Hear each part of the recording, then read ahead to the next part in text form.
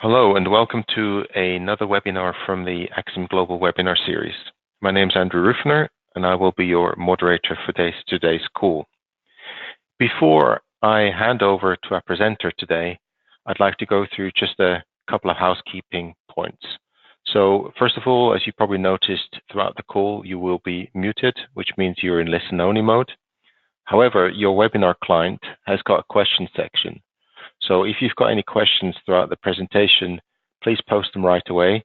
We will try to either answer them throughout the call or definitely at the end of the call when we've got a Q&A session.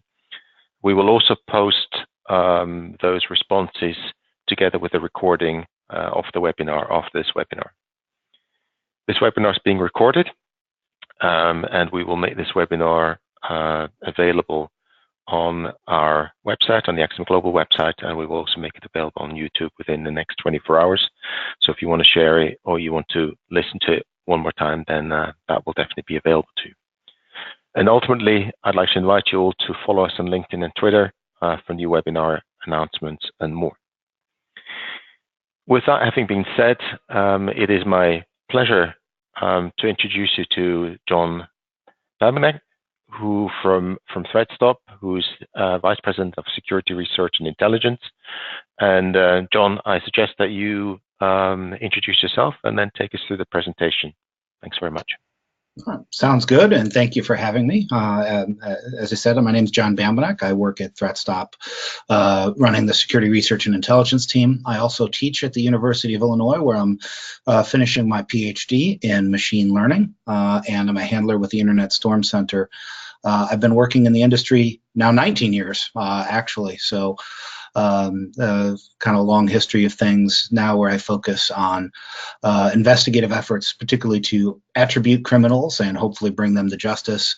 Been involved in a lot of high-profile cases, from the election related hacking in 2016 to a couple of recent arrests behind Kelios and some others. So I try to focus my somewhat extracurricular activities on disruptive activity towards criminal enterprises.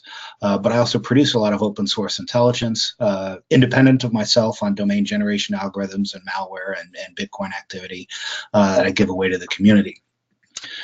So how we're going to go about this presentation today, and what we're going to cover, right? What does the threat profile look like? How we can reduce the attack surface, dealing with historical events. We'll bring it all together, summarize it, and then again, as it was said earlier, questions and answers. Certainly I'll try to answer anything clarifying as we go, as I see them, but there'll be time for questions and answers at the end, where you can ask whatever comes up in your mind as we go through this presentation. So, what does the threat profile look like for industries and organizations looking to protect their assets and their organization's cybersecurity? We've seen lots of high-profile stuff. Some of this is actually fairly recently. We with the Singapore personal data hack, where lots of records of Singaporean citizens were compromised. And I bring that up because recently their government and that entity released a very large report on what happened and what they saw. Certainly we see a lot of stuff with power grids and nuclear facilities. That's been in the press and in our public consciousness for a while. Is more and more we're putting our critical infrastructure online, accessible to the internet, and that can have some bad results if that is breached. In probably the most high-profile case of Stuxnet that targeted Iranian nuclear facilities, where via cyber means we were able to cause industrial sabotage. There's British Airways. There's always these organization debilitating ransomware attacks that are going on. Right? You see the article about Rotterdam Port there, but the idea is that really it's becoming more high profile because we're putting more important stuff, more and more important things and assets on the internet, right? Medical equipment, we've had medical equipment for a good long time. Well, now they have computers bolted to the side of them and they're networked, which means threats to our healthcare system are now plausible from people all over the world. So kind of as a summary, right, is the internet, right, is our business backbone. So much of what we do is now internet connected. There's only about 3.8 billion human users of the internet, roughly half of the global population. There's about 1 billion, a little bit more, of hosts in DNS. And there's 8.5 billion devices. So at this point, we have over double the amount of devices on the internet than we have people actually using the internet, right? It's a huge space out there, and it's going to increase radically with Internet of Things because we're putting more and more things online. Some would argue things that don't belong online in the first place, but be that as it may, more stuff is being put on there, right? Connected cars, connected home appliances, so on and so forth. Despite that big number, there's a smaller set of networks and infrastructure we know is malicious, right? We call them rough neighborhoods. Samples of malware, 360 million, active bots, a little less than 100 million, 90,000 vulnerabilities, right? But I'll say that, if I'm defending a network, I don't necessarily care about the 8.5 billion devices. I do care about what's malicious, and I can identify that, and it's an order of magnitude less than what's out there, right? So I can start pre-filtering and targeting my defenses against stuff, networks and infrastructure that I know is bad. The criminals themselves have a big advantage, right? The images of the slide is, malware then, there's a lot of commodity stuff that's all fairly similar if you go back a decade or more. Now there's thousands of variants of malware, thousands of families of malware, and thousands of variants therein, right? We know what Mirai is, the Mirai botnet of infecting embedded devices and IoTs and webcams and that like, and things of that sort. Now there's many variants of that same family. The limitations of malware is simply the limitations of human creativity. Writing malware is a creative activity where somebody sits down and says, "Oh, I'm going to figure out how to do this." It's how many novels are out there, right? It's not infinite. There's a large number, but it's huge, and you can always create another novel. The same is true with malware. A lot of features of malware that we're seeing is, endpoint specific. Oh, this is Windows, this is Mac. This is multiple stages of malware that tries to get information about the host before deciding what then to deliver. Almost 100 million new malware variants have been seen just in 2016. That number has increased in 2017 and 2018. 29% of active bots are being used maliciously, right? Which about a third of the infected machines are being actively used. There's 2/3 out there that aren't, right? That are just sitting idle and can be deployed from time to time should an attacker decide to do so. Most attacking IPs will attack more than one victim. This goes into why sharing threat intelligence is so important. It seems counterintuitive to work with your competitors.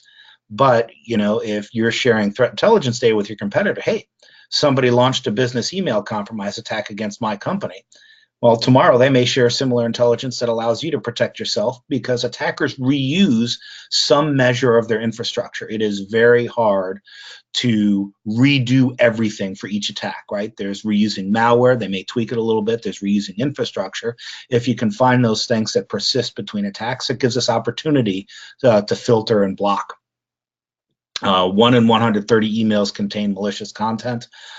So you're talking about a significant portion of our email that has overt malware, and that's not to talk about scams and other things, which brings that number much higher. But the point is signature heuristics-based security can't keep up, right? It's useful, right? It protects a measure and percentage of threats, but it's not 100%.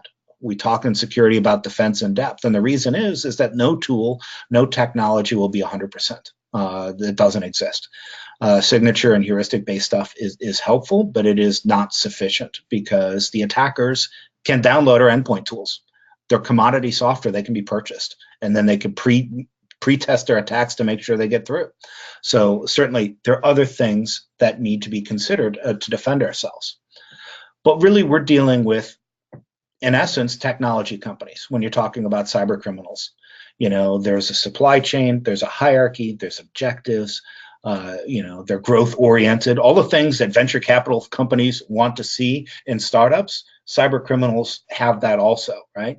They use this, forms of clouds. They have campaigns. They can set up, fake storefronts and microsites quickly. In some cases, even have sales and customer service, because it's the people developing the software are not usually the same people who operationalize and actually launch attacks.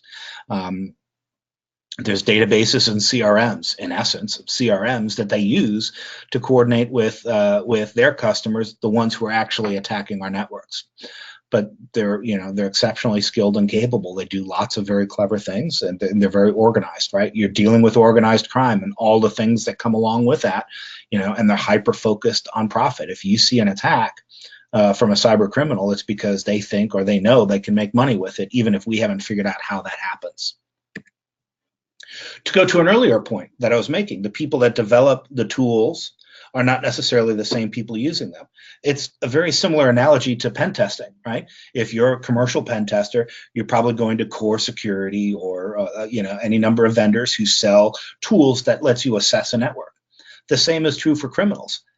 I want to get into banking Trojans or whatever. Okay, then there are people that you can go to on the dark web and in these forums to go purchase the tools required to do that. The same is for phishing. The same is true for a lot of things, right? I don't personally need to know how to deliver 100 million spam messages. I can go to a provider for that. So you don't really need hacking skills to do that, right? As the person who's launching the attacks, you just need to know who to go to purchase your tools, where to purchase your information, how to do research, and then how to use all of that stuff. There's lots of packages of malware, exploit kits, phishing, botnet kits. You can rent botnets based on geography. In fact, a lot of malware delivery, when you go to a company that specializes or an organization that specializes in compromising machines, you pay them. I would like 100,000 compromised machines. I want them in the United States, and maybe I want them involved in healthcare. Whatever it is, right? You can filter to say, this is how much I want, and they will turn around and say, okay, you want 100,000 machines with this criteria? That'll be $250,000 or whatever it is, depending on what you're trying to do. So, and often, right, it can be paid or financed with stolen credit cards. One thing that I'm taking a look at right now is these online sextortion emails. I'm sure all of you have gotten it, where basically you're getting emails saying, oh, you looked at naughty websites, I've hacked your webcam, pay me a bunch of Bitcoin. They're making real money, right? Upwards of $1 million since we've seen it in less than a year. And there's no compromise, there's no security threat, it's just emailing threats. They don't have the videos, and they're making money.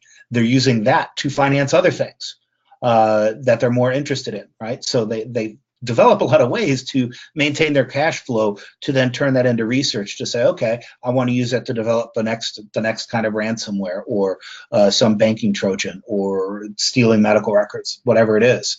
So this ecosystem is self-supporting and financially independent in a large sense of that word, right? They're getting really good at what they're doing. They use dynamic DNS and DGAs to rapidly change their infrastructure. A lot of my research is in domain generation algorithms, and there's lots of really interesting things they do with that. A DGA is basically a mathematical algorithm. I give you a defined input, say date, and it gives you a list of domains. So they don't have to register all the domains. They just need to know their algorithm and register a domain when they want to do something, and when it's taken down, then they register a new domain. Right? One family was using currency exchange values as their input to a DGA. So every day the European Central Bank would produce new currency exchange values, and then the list of domains would be generated off of that. And we couldn't predict where they would go ahead of time because there's no way to predict currency values in advance. Right? Malware can identify valuable data and valuable targets. Based on whatever criteria, right? Rudimentarily, most malware authors operate out of Eastern Europe. They will exclude their home countries from victims to make it less likely they'd be prosecuted, right? But it can look for more important things. Oh, this machine is registered to a healthcare environment, so maybe I want to be interested in ransomware or medical record theft, right? They can be very targeted. It can be like, oh, this is somebody I'm not overly interested in. It's a low value target. I'm going to go put a crypto miner on it, so at least I'm making a little bit of cryptocurrency, right? It decides which malware to send. And in some cases, it says, it's not a high-value target, so I'm going to put a crypto liner on it so I make a little bit of money that's consistent and operates over a long period of time, right? But like I said, it's being designed for specific endpoints, and it's being designed for specific environments and users of those endpoints, right? But they can tailor their attacks and increase their success rates. It's very, very successful. Our visibility is still limited. Average detection time is 147 days. So an attacker is inside an environment almost 5 months before, on average, before we take it. To remediate it takes another 2 months. If you take a 0-day exploit, then it's even longer, right? Because we don't know how to, the very nature of a 0-day is we don't know anything about it, or we've just learned about it and attackers have known about it some time, right? So, we have some great difficulty there, right? But you see that window of limited visibility prior to that, and then detect it. So if you go back all the way in time, it's 147 days, which is important because once you detect a breach, if you're executive leadership, the question that's in your mind is, what did they take? What did they do? It's immediately retrospective. So we have a period of time where there's limited visibility because our tools can only retain so much data, or many commodity tools can only retain so much data, right? So the question is going back in time. Can you do it without all of the data being present? Sure. But if you're hiring somebody like Mandiant or even myself or an incident response team, we charge by the hour. If I've got the data and I can query it, great. I query it and I move on with my analysis. If I've got to go reverse engineer something and try to figure it out, that takes time. And then, like I said, it's billed by the hour. If I take five hours because the data's already there, or I take 100 hours, the invoice is going to change, and that's going to increase your breach costs. So what's needed here is a four-pronged approach, right? The first is obviously full packet capture, and that's complicated, right? And we're going to talk about that complication. But if I've got the data, if I'm an incident responder, and I can just query it, then I can answer the question: what did they take? What is the scope of damage? What else have they infected? I can answer a lot of questions very, very quickly at a much lower cost, because then it's just a query problem. Okay, here's all the data, then I go dig into the data, versus, okay, now I've got to go find other artifacts and other indicators of compromise and go on a fishing expedition. I can do that, right? But it takes time, right? The second is, having a hunt team, right? Go find the bad guys. Deception plays a role in this. So does active defense, where you say, I see these kind of people attacking. I see these kind of things going on. So my defenses automatically adapt to say, okay, now I'm going to block this, or I'm going to send this to a sinkhole, or do any number of things to disrupt attacks that are in progress. Number three, staying healthy along the way of vulnerability scanning and tracking, making sure that I don't have any known vulnerabilities in my environment, tracking what attacks are going on, and network traffic and things of that sort to say, hey, this is probably not appropriate places that people should be going to, so we're going to do something about that to prevent that kind of window of exploitation, right? And then, like I said, bringing it all together with a guided security assessment and planning, taking a look at what unique risks are to your organization, what risks you share with your competitors or people in your own community, and plan your defenses accordingly, right?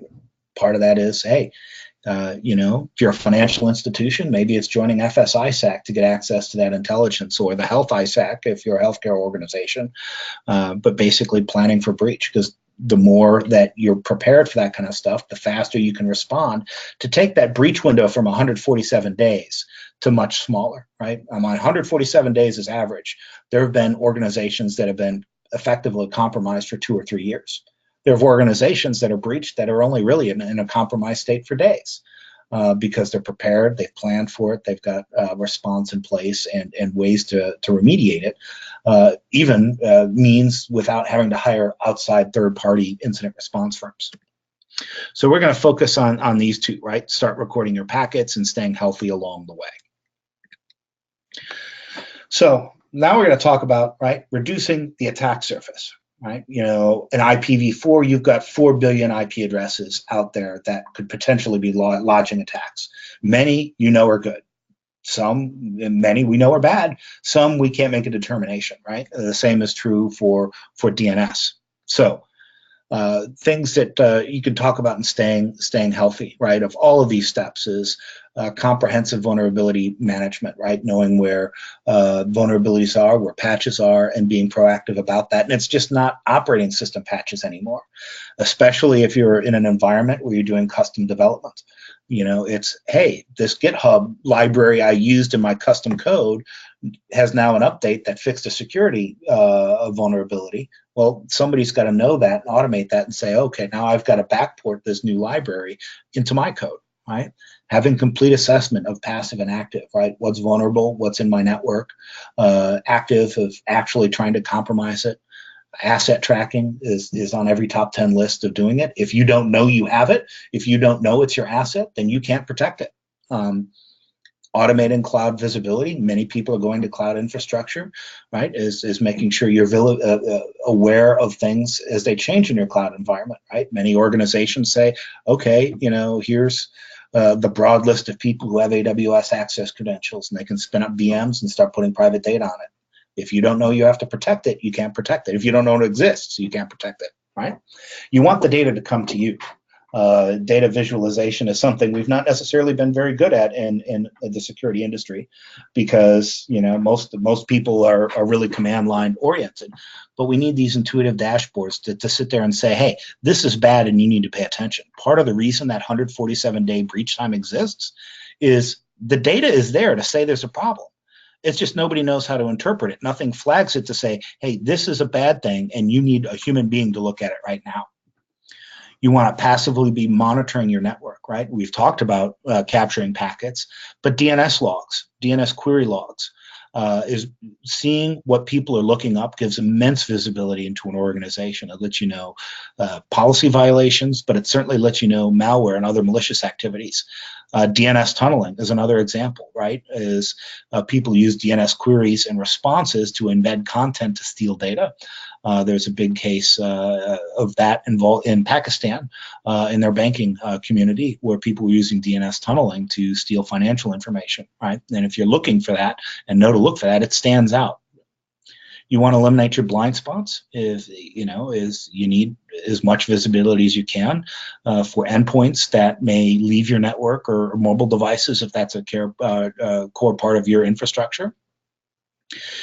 This one is important, right? Is there's so much malware, there's so many security incidents out there, right? Anybody who's ever manned an IDS knows this.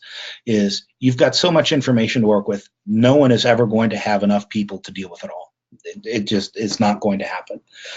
So we need ways to boost productivity, right? And limit the amount of things that they have to deal with, and limit the time that they've got to deal with it. If we can sit there and just click a button to say, stop this threat, right, then their time to response is not days, it's hours or minutes, right? But it comes down to seeing what matters fast, efficiently, and being able to respond fast and efficiently. So here's your typical network diagram. You've got your external network and a public DMZ, and your internal network where you're capturing information. So there are places where you can reduce the attack surface, right? And I'm pointing at three different things, right? Your remote users, your firewall, and your DNS resolver, right? And your internal systems. And all three of those places, you could start to reduce your attack surface by staying out of those rough neighborhoods that we talked about before, right? As we generally know where malware command and control servers are. We know what the bulletproof networks are. We can even tell you a list of top-level domains that really you should never go to, right? Is that there's no business reason to go to a domain that's .tk, except in a radically specific circumstance that I can't get around my mind. If you're a medical environment, your MRI machine should not be communicating to Eastern Europe. There's just no business reason for that. You could block that entirely. But you want to stay out of those rough neighborhoods, because that starts reducing your attack surface, right? We know attackers come from certain places. proactively block it in DNS at your firewall and at your remote users, so that their ability to be compromised is much less. It's never 100%, but if we already know these things are bad, we know it's 100% bad if they go there. If you block it, then you're eliminating some measure of the threats, and it's really a large amount of threats that you can block in this way. So as an example of using ThreatStop of how to do that. So there's a sequence of events, right? ThreatStop integrates lots of feed sources, both in open source research, our research, various feeds and security partners. There's government inputs from certs and all over the world that give information relatively broadly. Governments are doing good about saying, hey, we know these are bad. All of my businesses should be blocking this, right? So taking all of that data and putting it into a threat engine, right? That gives you several things, right? Reporting is a big thing. I've got an overburdened security staff. They need to know what is important going on my network, what has been blocked, what do I need to remediate, what bears more research, right? Our threat engine is powered by human analysis, by my team, and machine analysis that does some machine learning. And there's an AI feedback loop where we take the logs we get back, do some calculations to proactively identify new suspicious stuff. I can't categorize it. I know it's, hey, this is anomalous, this is bad. But the idea is to start detecting this stuff before it goes bad, block it proactively, so when the time it does go bad, it's already blocked. Right? The core problem that we have in information security is, if you take a look at that sources on the left, something bad has already happened. We've identified it's bad, we've reverse engineered it, and come up with indicators of compromise to say, now you can block this stuff. So the time from attack to defense is non-zero, right?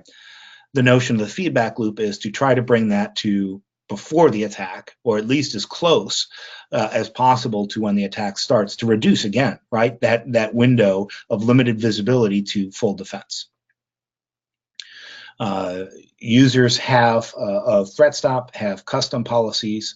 They can pick and choose based on what threats they think are important, what geographies they want to block, a wide variety of broad and tailored defenses, and they can add in their own user-defined list to say, hey, these are my important servers. Make sure to never block them. These are threats that I'm seeing. They may be targeted, they may be not. I'm going to block it, and within 15 minutes, all my devices throughout all of this are now blocking it. It's something that can work with next generation firewalls, routers, DNS devices, anything that you have, cloud derived and pushed down, including for remote users. So you've got a wide variety of things to basically provide the ability to block everywhere. I've talked about, like I said, the importance of putting this on DNS, right? Query logs are important, but almost all malware starts with a DNS query, right? Think of a phishing email you got. It says, oh, change your Google account password, right? You got to click on a link. That link has a URL that's got to start with a DNS query. If the DNS server says, hey, that's bad, I'm not going to let you go there, then the DNS query fails and the attack fails, even though the user clicked. So that's highly customizable. It's very powerful. It's not broadly deployed, but really ought to be, because almost every bad attack on an endpoint, or even command and control and exfiltration, DNS tunneling, all of it, DNS is in the chain, and if DNS is aware and blocks it, then you've blocked the attack. So you can put that on your DNS resolvers that can block based on host names, it can block on TLDs, it can block on IP addresses, lots of various things you can do that, right? We also provide IP defense that goes into your traditional firewalls. If you think of best security practices for 20 years, oh, you need a firewall. Well, a firewall's a list, a device that can do a large amount of blocking. People put access control lists on it. Oh, you want to go to port 80? I'll let you go to this server. Oh, you want to do email? I'll let you go to this server. But these devices have the ability to block bad IP addresses and block IP net blocks. It's built in. It's been there for 20 years. But, you can't manually curate that, right? If you have an automated system that says, hey, you know what? These are the 20,000 worst IP addresses on the internet, or the 20,000 worst blocks, net blocks on the internet. Now it's blocked at your border firewall. You never see it. You don't have to worry about IDFs. You don't have to worry about doing the analysis because it's proactively blocked. But what to do about your roaming users, people who are not necessarily always in your corporate network. Right? We have what we call roaming defense. We'll put a stub resolver on any device you have, Mac, Linux, Windows, and it will enforce your DNS policy on that device to say, oh, okay, if you're a healthcare environment, your doctor goes home, accidentally clicks on something, well, they weren't attacked. And it's easy to say, hey, what they do at home is their own business. But if it's on a company laptop and they turn around and bring that back into the corporate environment, yeah, they got malware delivered, executed, and now running on your corporate device. Now it's being brought into the network where it's gone through all the chains of exploits and stages, and now you have a much more difficult problem, right? And that's the reality is, that I'm giving this webinar on a corporate laptop that I'm provided by ThreatStop, that most of the hours of the day are not on a ThreatStop network. I go home and I check email like everybody else. I travel for work.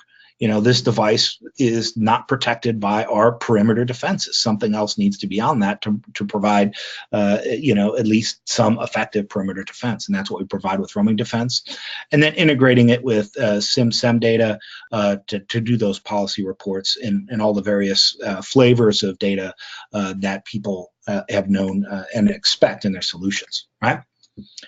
But all of this does three things, right? Saves time. The policy updates are automatically applied. They're curated by a team of professionals. You can view these rich reports in your SIM or our portal. You can rapidly identify infected hosts. Hey, this thing's querying bad places. It's severity 5. I need to go look at that. You could do some typical threat intelligence platform functionalities with our check IOC to say, hey, I'm seeing this IP address, this DNS name. Is it something I should be cared about? You can create reports off of it, right? You save money. Right? You're using devices you already have. You're just making them more effective. Everybody's got a DNS resolver. Everybody's got a firewall. They've had them forever. You're just adding security using functionality already present in the device instead of, oh, I got to add another appliance. Oh, I've got to add another tool or another this, another that. You're using what you already have, and that's much more efficient, right? You can reduce endpoint infections and stop breaches. You can make it more obvious if something gets through. You can eliminate unwanted bandwidth usage. You can increase security and network efficiency, and certainly reducing the amount of alerts. Right, the number of times back when I managed a network, oh, somebody got a malware infection. Oh, this is dark comment. Well, I know what dark comment is. I don't need to look at it. It's been analyzed to death. It just needs to be blocked. There's a command and control server. Identify it, block it, move on. So that, like I said, that makes you more secure, right? There's continuous updates. You've got telemetry that's unique and valuable for your SOC, for MSSPs if you're providing that service as a third party, and then you just customize your policies from there, right? So very fine-grained in terms of what you can do to block the known bad, right? And that's what we're talking about. Is it's already been identified as bad, by one or often many people. Now you're just blocking it so that you can focus on the unknown stuff. But that brings us to another question, right? What about historical events? Again, our visibility is still limited. There is a chance that you'll be affected at some time after that something's identified as bad. Right? A DNS query happened, something reached out to the internet, there's malware that got on there. At some point later, that was identified as malicious. So what do you do, right? So I said, here's your period of limited visibility and to the point where your breach is detected, going back, right, to your full visibility, 147 days, right? And that's a big problem that we have. We identify things that are bad. Now we need tools to go, hey, have I ever seen this? A lot of CERT reports and other reports you see out there is you see something in the media, right? What's the first question? Are we impacted by this? Well, that requires historical data, right? Right? Months, potentially even years, right? So that goes to these two devices, having a TAP and a packet capture appliance, right? Is being able to sit there and say, okay, the U.S. CERT has said these IP addresses are involved in some APT threat. So, are we vulnerable to that? Have we seen that on our network? You go to your packet capture appliance and go take a look at that. All right. So, right, you have, goes back to good old packet capture, right? You need something open, scalable, cost-effective, that can capture all of this stuff at scale, right? And you need months and years of network traffic. You want something that's high speed. Most networks are fairly high speed at this point. For most enterprises, something that can get up to 100 gig. Snap-ins to add capacity and throughput, kind of the plugins that people want. But really, the important thing is you want something that can reduce the storage, and because you're dealing with massive scale. If something is recording 100 gigabits a second, you can do the math fairly quickly to see how long it takes you to get into terabytes and petabytes of data. You need something that does some efficient storage, right? So you want massive data at lower cost that can scale, right? Obviously, you want the ability to analyze it at the packet level, pull things out, take a look at interesting, HTTP headers, HTTP or user agents rather. Could provide valuable intelligence about what's going on in your network. You want to be able to search petabytes in minutes. If having a file store of petabytes is great. I would love that if I've ever responded to an incident where I've got petabytes of data that I can go dig through.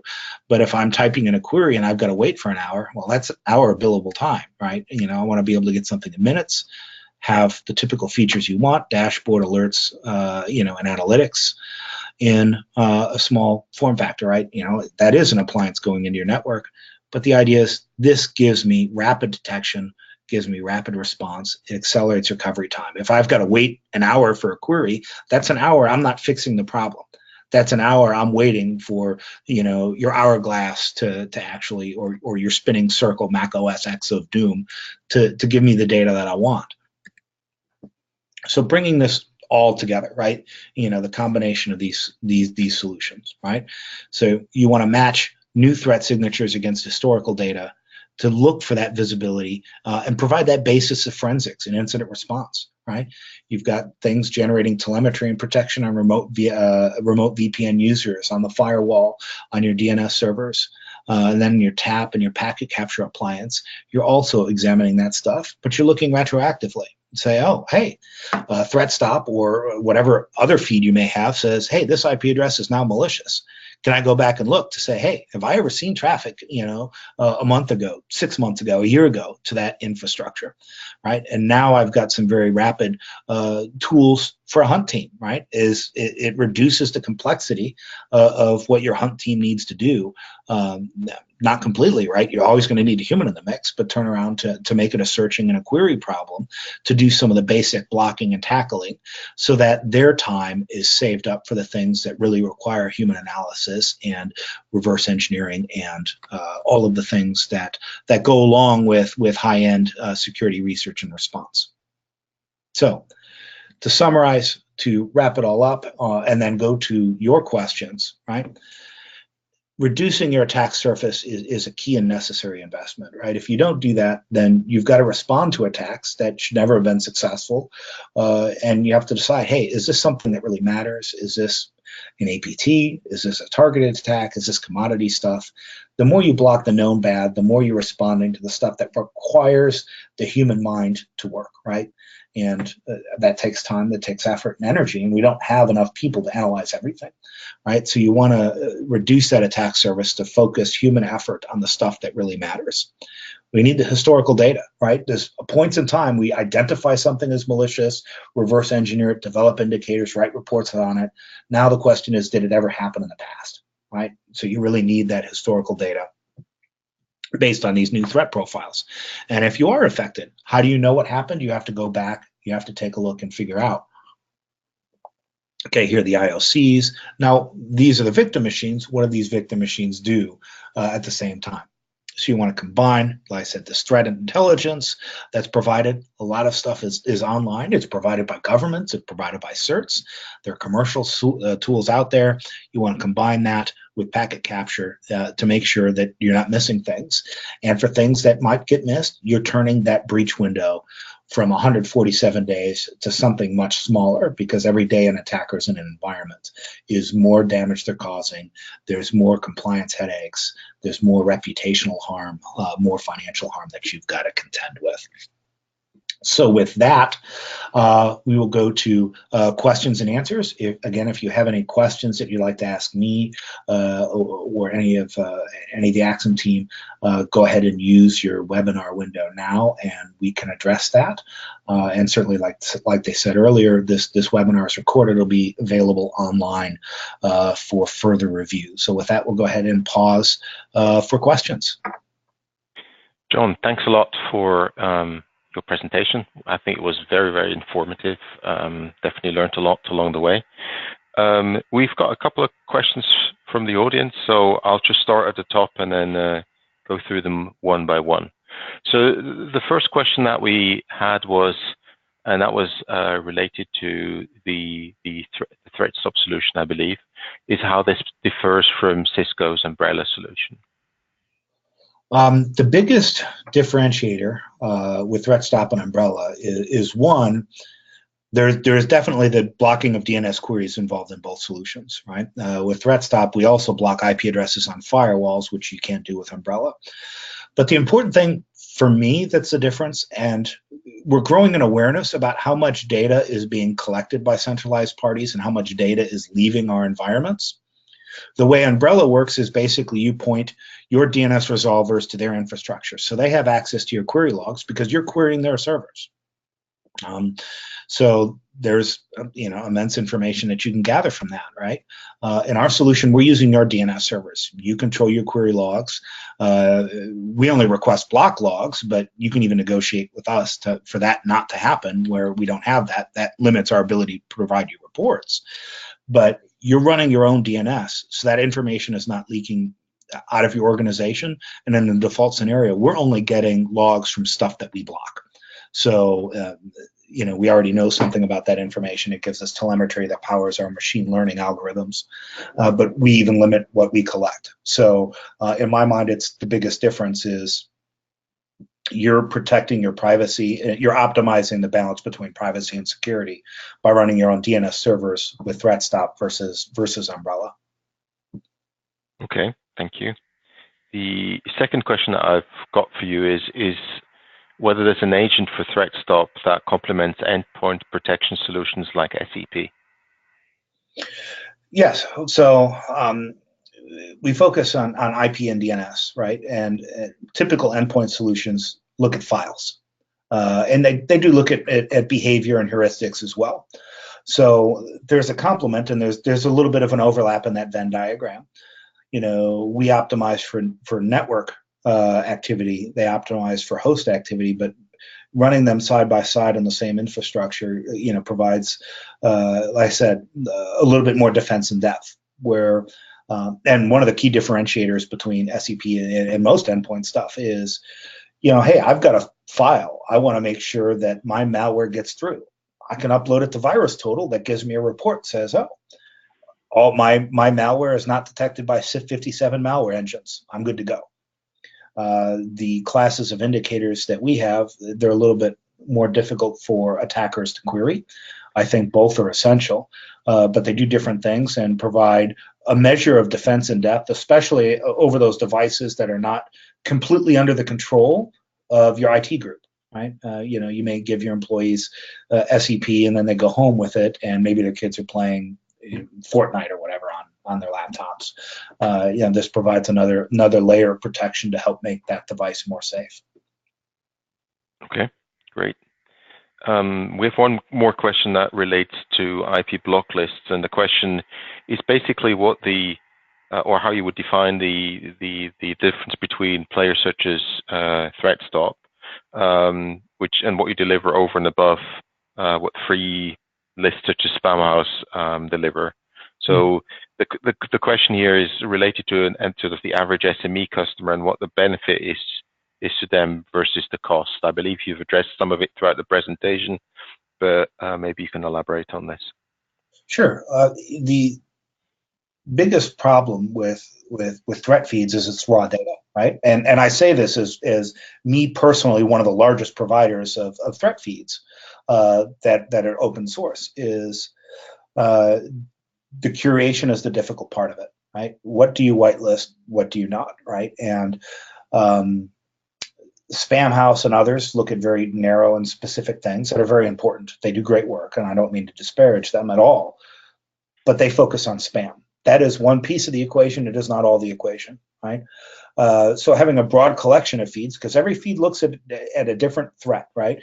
One of my feeds is specifically at domain generation algorithms, right? If you're looking for malware C2s that don't use DGAs, I don't have them. So part having the breadth of tools, then there's a curation, right? What is a false positive? One effort that we spend a lot of time on is there's infrastructure that is compromised. It is then used as in an attack. So yeah, you definitely want to block it. But at what point do you not block it anymore after it's cleaned? There are many feeds out there that just, if you're listed, you're listed forever. And that's just that, right? You've been infected, you've been used in Emotet or whatever, you're there forever. And then you've got people who complain, it may be business impact or whatever, right? If you've ever been blocked on a threat feed, it's impactful to you. So when do you time that out, right? And when is this threat no longer available, right? And most people don't have devices of the capacity to take every threat feed and just dump it in there, right? My full version of my DGA threat feed is 800,000 domain names a day. If you block that over all of time, just say you block a year's worth of DGA domains, it is, you're talking about somewhere in the neighborhood of 2 billion. No, it's more than 20 billion domain names. There's not that many devices that can handle that, but the important thing to note is a DGA is not relevant forever, or a DGA domain is not relevant forever. It's usually time gated. This is the domain used today. This is the domain used tomorrow. So really, I only need a very small window where I'm blocking. So that curation, the intelligence of how this data is created, how it should be used, whitelisting to make sure that that one, you're not blocking, core internet infrastructure, because attackers do try to deceive threat feeds also.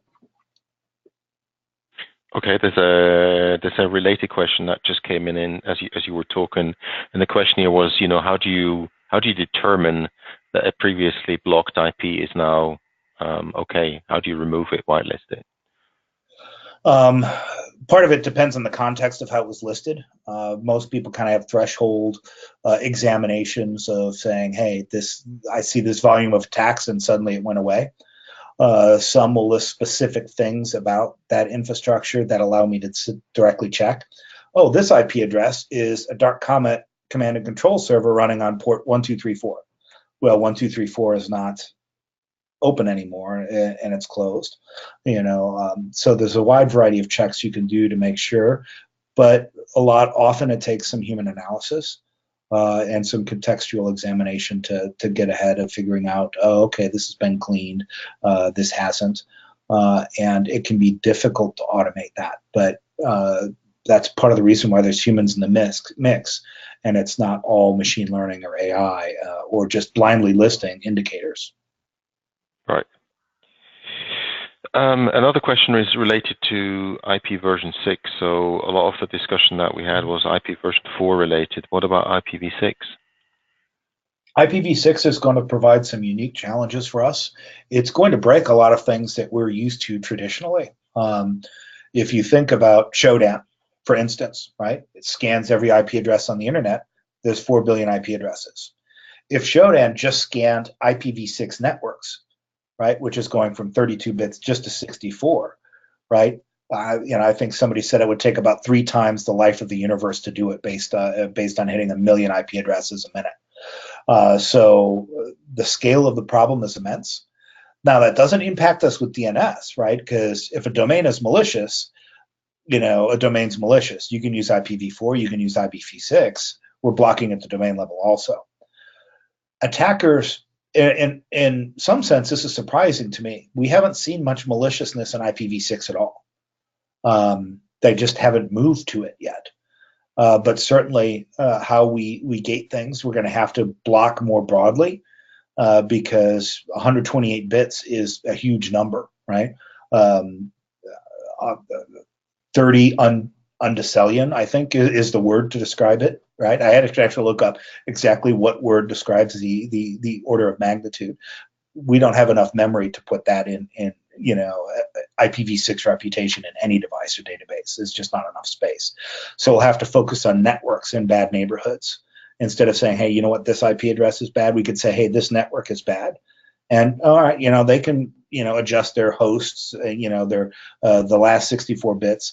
But if we're blocking the network, it doesn't matter what they do. We're focusing on the neighborhoods. So in some sense, we'll have to go to more broader blocking when attackers go to IPv6 in earnest. Okay. One question is a little bit more practical, and it basically the question here is, with IOCs supplied as IP addresses or networks, in the scenarios that you've just described, I mean, how would I go about in investigating potential threats, and how does that assist with forensic analysis? So the question is how to investigate specific threats in our platform, or was the first? I didn't quite understand the first part of that question. Okay, the question basically is related to the fact that you were talking about IP addresses or ranges networks that are supplied as malicious, if you will. Yeah. So if I then go back and look at the recordings, for example, I get these indicators of compromise. I look at some of the recordings. How does that assist me with my forensic analysis, trying to understand what potentially happened? Gotcha. Right. So, I mean, the reports, right, will include context, and you get that through our portal and SIM integration also, is saying, okay, I mean, this IP address was in a report. It's not that simple. It's saying, oh, okay, this was part of our target of, say, Shifu malware, right? And you look Shifu, what it is, what it does, to give you that context. So it's not just saying, hey, this is blocked. Right, our check IOC, our SIM integration, our portal will say, hey, this is blocked. It's a severity 5 threat that's involved in phishing. Here are the targets it's listed in, and say it's APWG or Fish Tank or Alien Vault or whatever it is. Where you can go further queries. Okay, this is listed in Alien Vault OTX. You go to Alien Vault and say, okay, here's the email or whatever, and do the traditional intelligence work of pivoting. But there's some context given, right? Of the report will come with it already, hopefully. But certainly our platform and tool says, oh, hey, this is blocked as part of this policy. It's phishing, it's malware, it's botnets, it's an inbound threat of SSH scanning, whatever it may be, to say, okay, now I know what the threat is that I'm facing, right? It's phishing. So now I can say, okay, now I'm looking at, what was clicked and when it was clicked and what machines did it, to say, okay, it was this machine, then, it was probably this email that has it. You can go into Exchange and say, okay, now I see the email that came in and who clicked on it and when they clicked on it. Right, and then I guess judging from what you were talking about earlier on with packet capture as well, then if you've got that historical data, you've got no authoritative data source that you can go back and then look at exactly what happened. So you've got, the indicators, you've got a view on the type of threat that I'm looking at, and I've got a full recording of it. So that basically gives you a pretty good idea of what's going on, and you'll be able to track it. That's what you're saying, right? Well, no, that's exactly correct, right? Is going back and forth between, okay, I see this report, I see this DNS query, now I know the victim machine that was involved, going to packet capture to look at that victim machine, what happened at the time that said click happens. Oh, it went here. Oh, and now it went to this IP address and downloaded this malware that I can now extract and analyze and do the work of pivoting back and forth, right? You need both sets of visibility to do the work of incident response. Absolutely. Okay, great, thank you. Okay, and then we got one last question, which it basically relates to the skills. I mean, we've talked, or you've talked about quite a broad number of things throughout this presentation. And of course, the challenge that you have specifically if you're a smaller organization, so an SME, is, how do you deploy and manage such a proposed architecture? So can you talk a little bit to the types of skills and maybe the way that, a smaller organization would go about this ideally?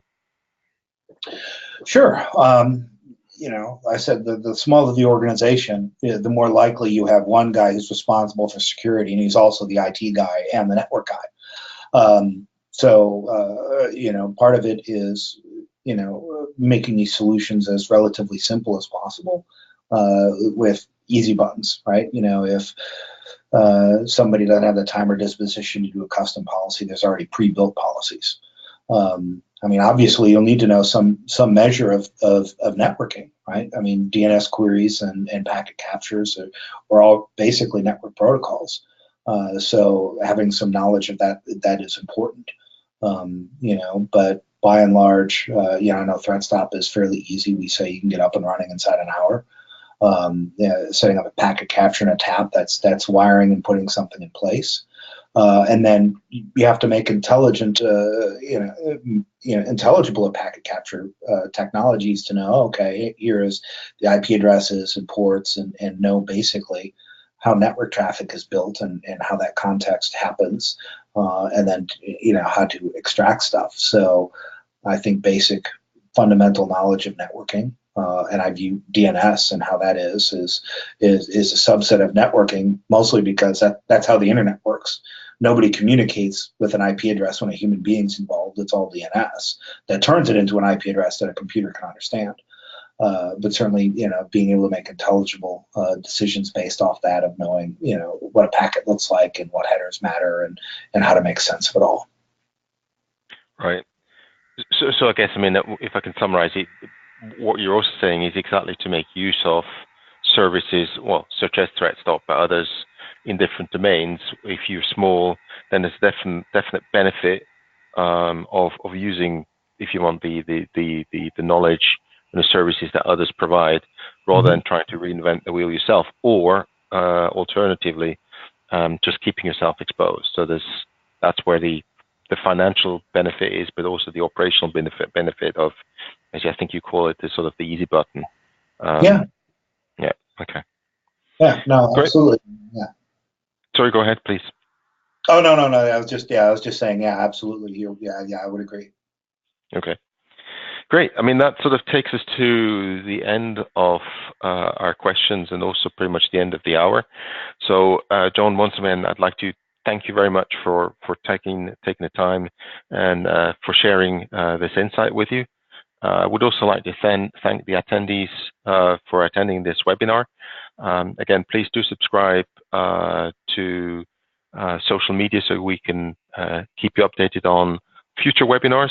And as said, this webinar was recorded, so we will be posting this online within the next 24 hours. Thanks again, and hope to see you again soon. Bye-bye.